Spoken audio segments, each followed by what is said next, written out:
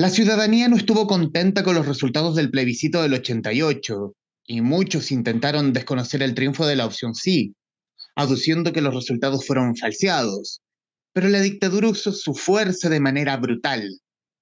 Las manifestaciones fueron reprimidas, como siempre, con violencia extrema, balas y muerte.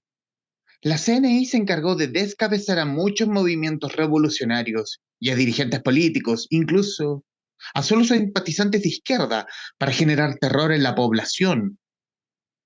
Por aquellos tiempos se llegó a hablar del Noviembre Negro, pues durante ese mes la inteligencia de la dictadura secuestró, torturó y asesinó a más de 700 personas a lo largo de todo Chile. Dirigentes políticos, obreros, dirigentes revolucionarios, estudiantes, militares que esperaban el retorno a la democracia. La acción fue rápida, eficiente y feroz. El terror volvió a atrapar al país como en los días más negros después del golpe. La comunidad internacional empezó a oponerse a la Junta. Incluso aliados históricos como Estados Unidos o Inglaterra hicieron comentarios reprobatorios a través de sus consulados y embajadas. Pinochet y la Junta entendieron que, una vez asegurada su continuidad en el poder, debían bajar el perfil a los acontecimientos y disminuir los niveles de violencia. Después de todo, ya habían asegurado su permanencia en el poder. Había que dosificar la violencia, según decía el mismo Pinochet. La represión era un arma necesaria y central, pero había que administrarla. Sin ella, los marxistas destruirían el país. Con exceso de ella, el país destruiría a la Junta. La clave era dosificar, entender cuándo y dónde ejercer presión. Y esto es el comienzo, quizás unos puntos clave del comienzo del libro del cual hablaremos hoy en este capítulo del Traficantes de Cultura. Patriotas, el último libro del dramaturgo César Fará, editado por Penguin Random House bajo el sello de Suma de Letras. César, muy bienvenido. Gracias por aceptar esta conversación con el podcast. Muchísimas gracias, no, al contrario, agradecidísimo de que me inviten a este programa. Realmente mucho, mucho, mucho. Traficantes, creo que es así, súper bien el espacio. Muchas gracias. Y irnos directamente a la idea del libro y en el momento que sale el libro, porque sale ya con los 50 años del golpe cumplidos, con muchos libros respecto de memoria, y de pronto sale este libro como esta especie de disrupción que es reimaginar el triunfo del sí en el 88 y la permanencia de la Junta y de Pinochet al mando del país. Y aquí hablar de la construcción, ¿cómo se cocina una idea como esta? ¿Cómo se cocina Patriotas? Sí, yo creo que hay varias cosas. Eh, en un sentido, creo que Patriotas es claro, precisamente al ser una ucronía, un mundo distópico, genera en cierto sentido la posibilidad de reflexionar sobre nuestra realidad, sobre lo que sucede hoy día, cómo vivimos nuestro mundo político, desde otro lugar, de una manera oblicua, desde la ficción, pero creo que en el fondo igual es un espejo de nuestra situación en el hoy en día. De alguna manera también reflexiona sobre los 50 años, pero, pero sobre todo porque si bien en el 88 ganó el no en términos de urna y efectivamente hubo un retorno a la democracia, y probablemente el gobierno más malo que hayamos tenido, cualquiera que sea, después de Pinochet, es mejor en democracia que en dictadura. En ciertos ámbitos, el gobierno de Pinochet, digamos, hay dimensiones, lo que quisiera decir es que hay dimensiones donde él sí ganó igual, en la medida que, de alguna manera, la dictadura de Pinochet, esta dictadura de carácter cívico-militar, dejó amarrado, organizado, por una parte, leyes, organizaciones, instituciones, y por otro lado, formas culturales que perviven 50 años después. De hecho, tenemos la constitución de aquella época. Ese es un dato duro. Hay leyes todavía que están firmadas por Merino, por Pinochet, están, y son leyes que existen hoy día. Eh, Creo que también en términos culturales, el modo de ver todavía, el modo de entender la lógica política. Creo, y esto, bueno, yo soy de izquierda, pero ni siquiera es un ataque, ¿ah? Sino que estoy tratando de ser bien objetivo. creo que más desde la derecha que desde la izquierda, esta idea de un sistema económico neoliberal a ultranza, escuela Chicago Boy, que es una escuela que hoy en día, no sé, en muy pocas partes del mundo tiene todavía un prestigio verdadero. En Europa sin duda que no. En Estados Unidos hay lugares del propio Estados Unidos donde no tiene ningún prestigio, más bien al contrario, porque es un sistema que es demasiado extremo. Y sin embargo, la derecha chilena es absolutamente desde ese lugar. Entonces creo que en ese sentido el sí de alguna manera pervive, el gobierno de Pinochet, la dictadura de alguna manera pervive. Por otro lado, me gusta, digamos, el terror y la ciencia ficción y las ucronías, me parecen un formato súper interesante de pensar la historia y repensar nuestro tiempo presente. Entonces, por ahí nació la idea. Y por otro lado, perdón, quería escribir una novela entretenida. Entonces, digamos, esta novela está organizada en términos estructurales casi como una serie de televisión. Todos los capítulos tienen un enganche, todos los capítulos se concatenan con el otro, está lleno de giros de guión, digamos, por decirlo de alguna manera. Y esos giros de guión, me parece a mí, digamos, tampoco son verosímiles, tampoco están sacados así como conejo del sombrero. O sea, resulta interesante ver, abordar desde la Araucanía un hecho tan cercano a la historia que es como el triunfo del no, porque para los resultados que se dio, es obvio que es una idea que hubiese pasado si hubiese sido al revés, que hubiese sido un 55-45, pero con el triunfo del sí, en el fondo, y no hubiese sido, o a lo mejor hubiese sido una paliza del sí, y aquí hubiese sido, vaya que hubiese sido más difícil y y poco llevadero la paz social, en el fondo. Claramente, claramente. Yo creo que eso es algo que hubiese sucedido sin duda alguna. Es decir, la paz social, no habríamos tenido paz social en ese sentido. Ujú. Muy probablemente casi que se hubiese desatado, mira, no sé si una guerra civil, pero me parece que la rebelión armada habría sido todavía más intensa de lo que llegó a ser en su momento, que por cierto, llegó a serlo, o sea, llegó a ser bien intensa en su momento, yo creo que habría sido más. Mm. Y en el fondo, y aquí es, para una historia como esta, requiere necesariamente, aquí claro, la pregunta va a sonar muy obvia, pero tengo que hacerla. Requiere cierta investigación porque, ok, vamos a crear una ucronía, pero en el fondo quiero que esta ucronía tenga algo verosímil en su historia y que no se escape y diga y diga cualquier cosa y no sea creíble. Sí, sí, o sea, o sea, es súper pertinente la pregunta, obvio que sí, porque una ucronía podría ser casi cualquier cosa eventualmente. Pero en este caso, claro, no. Efectivamente, hice harta investigación, porque la investigación uno siempre la puede hacer desde distintos lugares. Por ejemplo, pensar cuáles eran las leyes de la época, cómo funcionaban algunas cosas. Por otro lado, uno quiere como generar un universo paralelo, entonces hay algunos cambios sobre nuestra realidad, sobre nuestro mundo, pero que están tomados de épocas anteriores. Y por otro lado, también investigar a los personajes. Hay mucho personaje público que aparece en la obra. Entonces, por ejemplo, una investigación que fue bien intensa fue la de mirar muchos videos de personajes públicos, Pinochet, por ejemplo, Evelyn Matei, Michelle Bachelet, Jorge González, que aparecen en la novela. Y entonces la idea era tratar, dentro de lo posible, de mimar, ¿verdad? De imitar su habla, su discurso, el modo que tenían de alguna manera de expresarse y uno imagina que al menos en alguna dimensión de pensar, ¿no? No necesariamente lo que uno dice tiene que ver con lo que uno piensa, pero porque obviamente en política particularmente sucede eso, pero digamos, esa es la idea, ¿no? Y cómo fue la creación de personajes, tanto como los protagonistas de la misma historia versus también estos invitados especiales, por llamarlo de alguna forma, que Sí. tienen cierta aparición? Y aquí también meter un poco, aquí entra también el dramaturgo, tu oficio de dramaturgo en la construcción misma del personaje.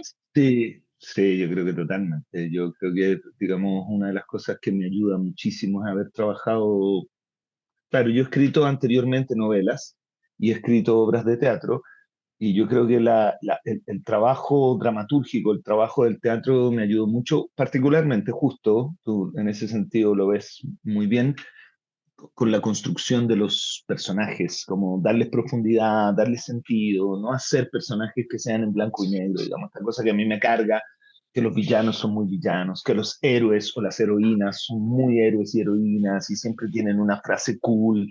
No, mis personajes tienen blanco y negro, incluso los villanos más villanos tienen lugares buenos o lugares decentes.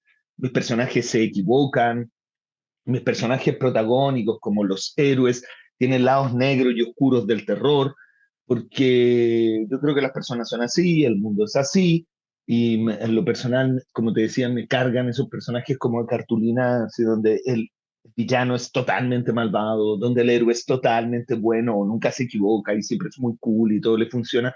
Como Indiana Jones me gustaba cuando era niño, digamos. Ahora, ahora no. Claro, me Mm. gustan los personajes que tienen profundidad, que tienen contradicciones, que ellos mismos a veces no están seguros de cosas o de lo que piensan o de lo que quieren, porque bueno, eso somos, ¿no? Y en esa, me gusta, quiero tomar el término que dice que no te gustan los personajes blanco y negro, pero quiero tomar ese blanco y negro que tiene como personaje la ciudad, que tiene Santiago. Santiago se nota como en blanco y negro, con incluso olor a humedad, pero cierto carácter de ciudad perdida ciudad perdida como puede ser ciudad gótica, pero es Santiago de Chile, saliendo de un plebiscito donde ganó el mal, por ejemplo. Claro, qué bueno que te hayas fijado en eso, te lo agradezco mucho. Creo que muy poca gente se ha fijado en eso, me lo ha comentado. Y sí, la ciudad de Santiago es un personaje. Un poco así como Gotham City, tiene algo de eso, es un lugar oscuro, es un lugar que, si te fijaste, siempre está lloviendo en la novela, el 80% del tiempo está lloviendo. eh, pero a ver, yo creo que Santiago es así ahora también. Es un Santiago y los santiaguinos somos aparentemente gente muy decente, muy ordenada, muy correcta, pero la verdad es que después de 2 cervezas estamos dispuestos a linchar a quien sea y a veces después de ninguna cerveza. Solamente ayer había una manifestación política muy cerca de mi casa y se escuchaba todo. Los vecinos acá en el condominio estábamos chatísimos y era impresionante el nivel de violencia. Pero ese nivel de violencia no es solo político, la verdad. O, claro, no es solo político, es también social y cultural. Cuando uno va a ver un partido de fútbol, cuando uno ve a la salida de los bares, cuando uno ve la gente, no sé, yendo a un concierto a veces. Creo que hay un nivel de violencia bien fuerte en nosotros.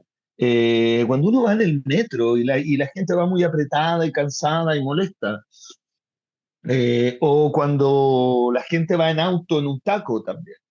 Creo que hay un nivel de violencia importante que los chilenos, digamos, y particularmente los santiaguinos, no hemos logrado aceptar, no hemos sido capaces de asumir como tal. De hecho, es más, tenemos una autopercepción como que si fuésemos gente muy ordenada, muy tranquila, que solo quiere seguridad y que no pase nada. Y la verdad es que sí, hay algo de eso, es cierto, en una dimensión, pero también hay una dimensión grande donde Santiago es una ciudad muy violenta, es una ciudad con doble cara, es decir, por una parte se ve muy limpia, muy ordenada y muy correcta, pero basta pasar de cierta hora, conocer ciertos lugares, y uno empieza a ver ahí como los dragones, las serpientes, los monstruos más extraños empiezan a arrastrarse por la oscuridad y se ve, yo lo he visto mucho. Luego, en ese sentido, otra vez, Patriotas hace un reflejo, diría yo, de cómo es nuestra ciudad ahora también. Sí, pero qué rico que te hayas fijado en eso, ¿sabes? Porque súper poca gente se fija en cómo la ciudad de Santiago es un personaje también en la novela. Y para mí me resulta bien obvio la narración. Y en tu caso como escritor, ¿cómo resulta la violencia expresada en un libro que en el fondo siempre una historia violenta va a ser atractiva, con la opinión que tengamos de la violencia, cada uno, tú o yo, la persona que va a escuchar o ver este podcast? ¿Cómo te resulta la violencia en tu literatura, al menos? Sí, varias, o dos cosas por lo menos al principio. Cuando uno lee la novela, que es una novela que tiene como 450 páginas, si tú revisas bien, en realidad las escenas propiamente violentas son pocas, pero son fuertes. Eso es cierto. En realidad la violencia, y me parece bacán que salga este tema, la violencia no solo está en que la gente se golpee o se dé balazos, sino que hay una violencia también implícita en cómo hablan algunos personajes, cómo se tratan o el mundo en el que se vive. Y por otro lado, la verdad es que creo que Chile es un país violento. O sea, de hecho, es un país violento. Es un país que ha tenido muchos golpes de Estado, muchos, más de 20. Es un país donde la violencia social, digamos, la segregación social es tremendamente violenta. O sea, somos un país que quiere llegar a ser desarrollado y seguimos teniendo unas diferencias económicas que son así, pero ridículas, abismales. Y además nadie quiere hacerse un poco cargo de eso. La violencia política hace muy poquito, en la franja del apruebo, se decía, no, que bueno, si no te gusta que te jodas. Eso a mí me parece de una violencia, pero brutal, brutal. Y da la impresión de que nadie aprendió nada, además desde el proceso constitucional anterior. Me parece que es extremadamente violento que todavía la gente, yo lo he visto, siga tratando mal a otros o mirándolos en menos tan solo por el lugar donde viven. Parece súper brutal que un 2% de los chilenos acumulen como no me sé el número exacto ahora, en algún momento me lo supe, pero que acumulen, digamos, como una enorme cantidad de riqueza, mientras hay otra gente que vive por debajo de la línea de la pobreza. Pensemos que eso sí me acuerdo, el 50% de los chilenos vive con 450.000 pesos mensuales para el bolsillo líquido, de ahí para abajo, no es que todos vivan con eso. Eso me parece violento. Luego está la violencia física, las peleas, los narcotraficantes, toda esta cosa de los asesinatos, los secuestros. Ayer o hoy encontraron una persona baleada en Viña. Al final del día, Chile es un país violento. En verdad, yo creo que lo ha sido hace tiempo. Solo que ahora está, digamos, hay un nivel de delincuencia quizás más fuerte. Y desde ese punto de vista, creo que es algo que tenemos que enfrentar, es algo que tenemos que hablar, es algo que tenemos que mirarnos a las caras y hacernos cargo de ello. Y en ese sentido, la literatura, creo yo, y el arte en general están llamados a poner esos temas encima. Ahora bien, es cierto que mi novela no es una novela de exploración artística, es una novela de entretención, que busca entretener y enganchar y agarrar a la gente, y ojalá que la gente la lea y se enganche con ello y todo. Pero eso tampoco quita, digamos, que uno pueda poner esos temas en esas obras, porque además este tipo de trabajos populares como el mío, este tipo de obras de carácter popular como el mío, al final llegan a más gente que las obras especialmente de exploración artística. Eso es más para una élite y está bien, me parece que tiene que existir. No todo puede ser popular, pero a mí me gusta la cultura popular, me gusta mucho. Estamos conversando con César Fará, autor de Patriotas, novela editada por el sello de Suma de Letras de Penguin Random House. Para quienes van a ver esto, van a escuchar este podcast, ¿qué poder decir de nuestro invitado? César Fará, dramaturgo, novelista y académico, es docente de las universidades de Chile, Adolfo Ibáñez y UNIAC. Ha escrito las novelas La ciudad eterna, El gran dios salvaje y Trilogía Karaoke, así como la trilogía dramatúrgica Piezas para Ciudadanos con Vocación de Huérfanos de 2019. Además es autor de la obra El monstruo de la fortuna de 2021. Ha escrito y dirigido las piezas dramáticas Alameda 2017, Medea 2016, México 2016, Neuquén 2017, Vaca Sagrada 2015, Tender 2014 y Cobras o Pagas de 2013. Quiero irme al camino editorial, César. ¿Cómo llega Patriotas a Penguin Random House? ¿O Random House llega a ti? No, yo, bueno, había publicado novelas antes, como tú acabas de contar. Eh, de hecho, la última novela la había publicado con Planeta, la publiqué con un seudónimo. No, nosotros se la enviamos, lo digo porque justo a partir de esta novela, yo, digamos, Planeta la publiqué por las mías, como llevándola yo a la editorial, pero justo a partir de esta novela tengo una gente que es Vivian Lavín, y ella envió el texto a Penguin y nada, se interesaron, nos llamaron de vuelta y nos dijeron que estaban súper interesados en publicarla. Incluso ellos ya tenían el año editorial cerrado, eh, pero les gustó harto la novela, les gustó mucho, dijeron que querían publicarla igual y que además era una novela que tenía que salir este año a propósito de los 50 años. Y así fue. Sin embargo, respecto al camino editorial, o sea, porque, no sé, pues a lo mejor hay gente que escribe o que quiere escribir y que está escuchando o que va a escuchar y es bien difícil.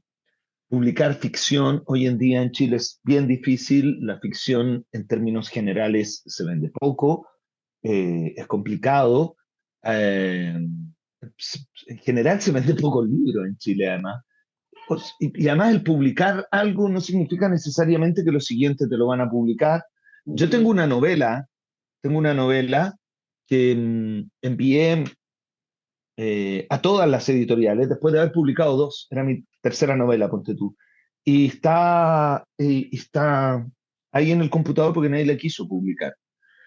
Luego, yo creo que una de las cosas que uno tiene que tener en cuenta a la hora de ponerse a escribir es que hay que ser muy cuero chancho, muy tenaz, muy paciente y que te digan que no en una editorial, tener mucha conciencia que de repente en una editorial que te digan que no, no significa que tu trabajo esté malo necesariamente, sino que puede significar que el editorial en ese momento anda buscando otro tipo de textos, que la línea editorial de esa editorial no tenga que ver con lo tuyo, que quizás ese texto en particular no está bien, pero eso no significa que el próximo uno anterior no sea mejor.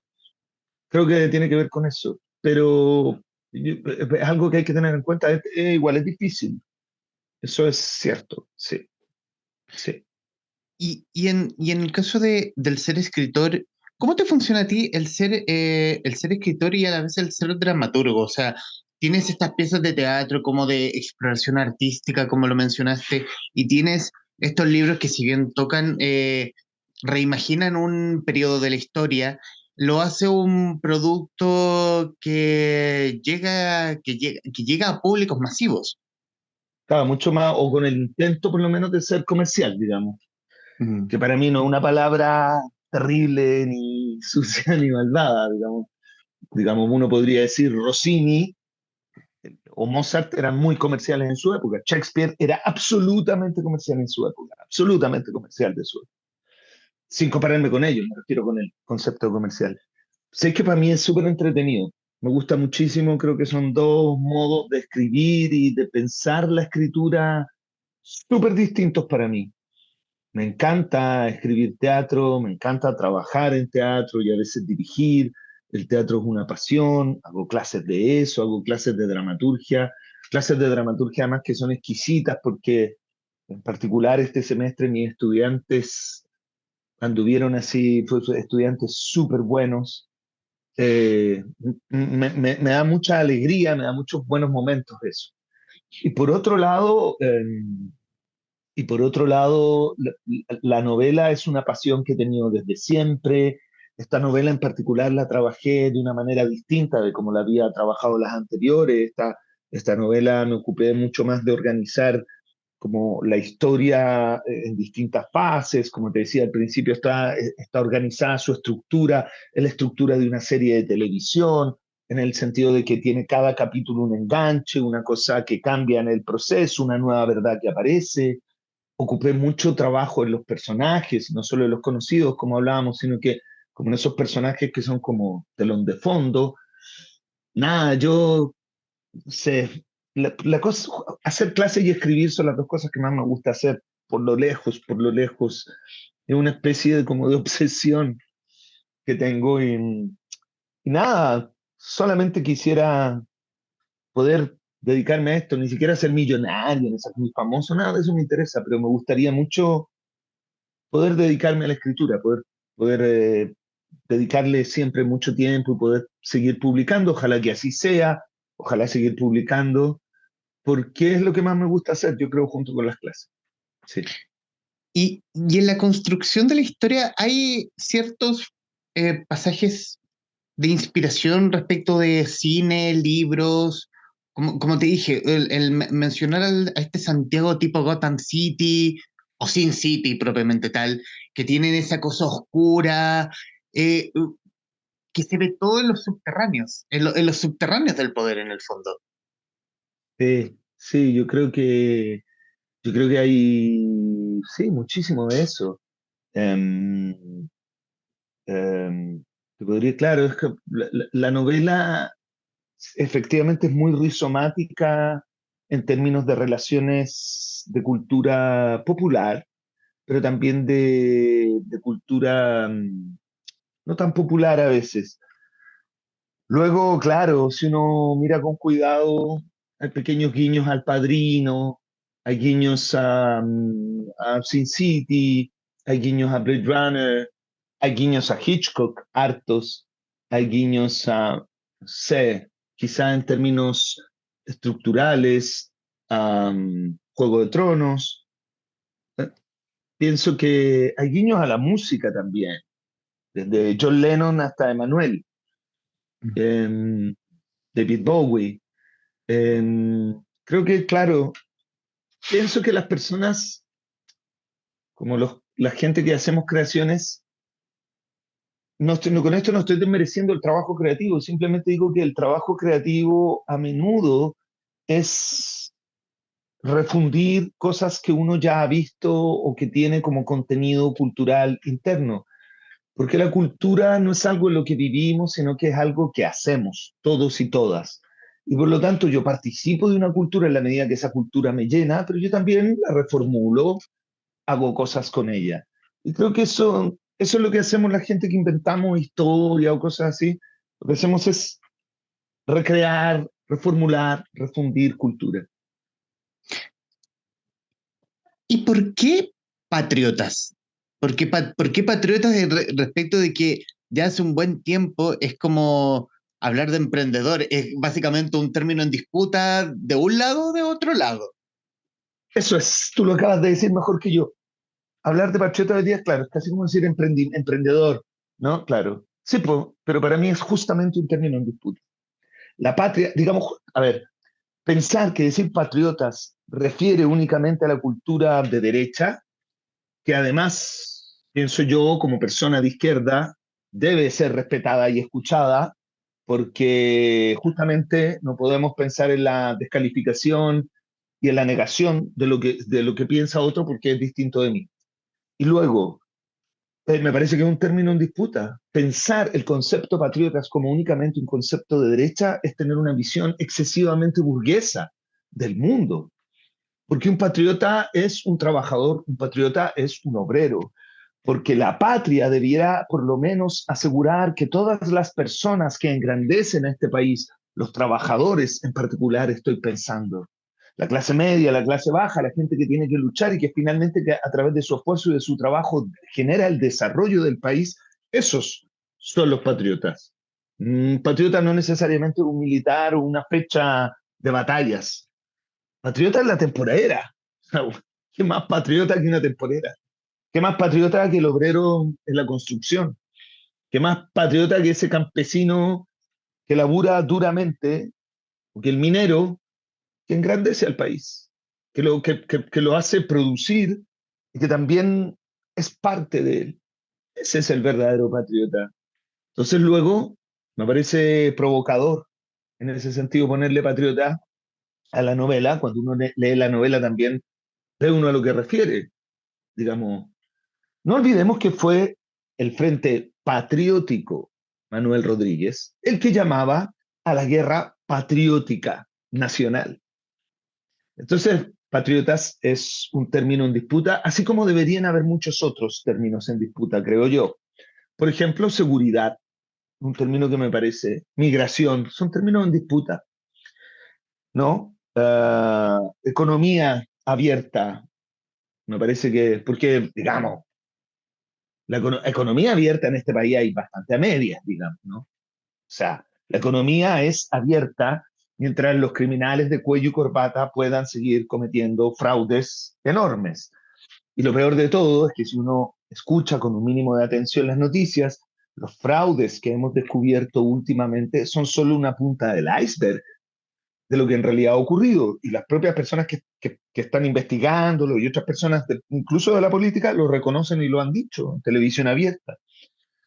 Luego, claro, creo que esos son términos en disputa y que bueno, ojalá sería muy, muy, muy bueno, creo yo, muy sano que esa disputa se llevase a cabo, que lo discutiésemos y ojalá en igualdad de condiciones para la discusión de aquello. César, ¿qué sensación te deja el libro ya en su formato físico, en librerías, en formato ebook? ¿Qué sensación te deja a ti? Para ser honesto, estoy muy agradecido. Mira, los libros son colectivos. Yo escribí el grueso del libro, pero mi editor, Daniel Olave, hizo un trabajo súper potente. La persona que me ayuda de la editorial también a mover el libro, a conseguir estas entrevistas, estos lugares así, la Lore Palavecino también hace un trabajo enorme. La persona que diseñó el texto, cuyo nombre lamentablemente no me acuerdo ahora, que diseñó el libro físicamente también hace un trabajo. Mi agente, la Vivian Lavín, que movió el libro. Los libros al final son colectivos y yo por lo menos estoy súper contento con el libro. La editorial se ha portado un 7. eh, nada, estoy realmente muy feliz. Lo único que espero es que ojalá la gente lo lea, que el libro se venda, no porque me vaya a hacer millonario, porque le quiero decir a los auditores, créanme que los escritores no nos hacemos millonarios en este país, pero ojalá que el libro se lea. O sea, me encanta ver el libro en las librerías, obvio que estoy contento, lo encuentro bacán, la suerte que tengo, cuánta gente que escribe súper bien y que nunca ha publicado, o que ha publicado pero no ha logrado llegar a librería, porque a lo mejor está en una editorial chiquita, que no puede llegar a todos los lugares. O sea, la suerte que tengo es enorme, no puedo sino estar agradecido. Y ojalá ahora que la gente lea el libro, ¿cachai? Que lo conozca, que se haga el rato, yo creo que se van a divertir, que lo van a pasar bien, es un libro entretenido, no por eso superficial, nada, o sea, no, yo no puedo sino estar agradecido. O sea, al menos, además tengo tiempo de escribir, tengo una casa con internet, tengo un computador, tengo comida, no puedo sino estar agradecido. Hay gente, quizás, cuánta gente talentosa que no tiene ninguna de esas posibilidades, o cuánta gente que escribe igual o mejor que yo de bien y nunca ha podido publicar. Entonces, solo puedo estar feliz y agradecido. Y imagínate, me estás conversando todas estas cosas. Me llama alguien hoy día en la tarde en mi casa, estamos conversando, digamos, y que nos coordinamos y estamos conversando sobre un libro que yo escribí. O sea, tendría que ser el faraón de los idiotas para no estar feliz y agradecido. Solo esperar que esta experiencia siga repitiéndose. Y bueno, y en el caso de los agradecimientos, yo sí quiero agradecerte el tiempo, César, para con este podcast, con el libro. Sí, efectivamente, es un libro entretenido, superficial para nada, para nada. Y yo sé, a lo mejor quienes van a ver esto, no te deje, que no te llene de miedo. Es un libro grueso, sí, pero se lee tremendamente rápido y se lee tremendamente. em, qué bacán, qué bacán. Son pocas las ucronías que salen y qué bacán ponerte en otro plano, en ponerte a decir, ¿qué hubiese pasado si a lo mejor Pinochet hubiese ganado el plebiscito del 88? Aquí ninguno de los que está en esta sala de Zoom hubiese existido o estaríamos en otro plano hablando, no sé, seríamos otros patriotas llamando a otra guerra patriótica, probablemente. Y obviamente agradecerte el tiempo. Y cerrar con una pregunta, porque la bajada del libro es, ¿y si Pinochet siguiera en el poder?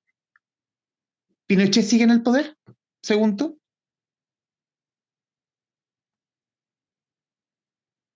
Es una pregunta terrible. Sí, no.